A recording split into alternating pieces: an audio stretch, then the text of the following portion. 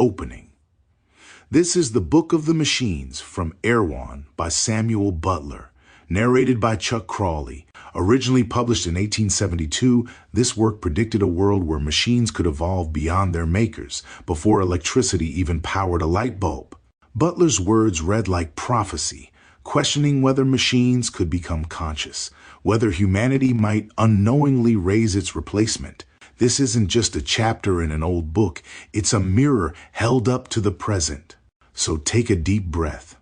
This recording uses the public domain text. What you're about to hear may have been written in the 19th century, but its echoes are bouncing straight through 2025. Let's begin. The Book of the Machines. The writer commences, there was a time when the earth was to all appearance utterly destitute both of animal and vegetable life, and when, according to the opinion of our best philosophers, it was simply a hot round ball with a crust gradually cooling. Now, if a human being had existed while the earth was in this state, and had been allowed to see it as though it were some other world with which he had no concern, and if at the same time he were entirely ignorant of all physical science, would he not have pronounced it impossible that creatures possessed of anything like consciousness should be evolved from the seeming cinder which he was beholding?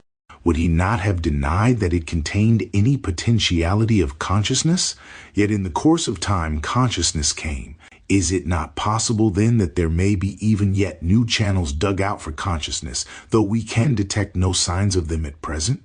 Again, consciousness, in anything like the present acceptation of the term, having been once a new thing, a thing as far as we can see, subsequent even to an individual center of action and to a reproductive system which we see existing in plants without apparent consciousness.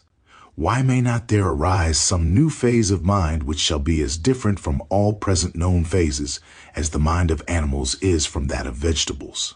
It would be absurd to attempt to define such a mental state, or whatever it may be called, inasmuch as it must be something so foreign to man that his experience can give him no help towards conceiving its nature.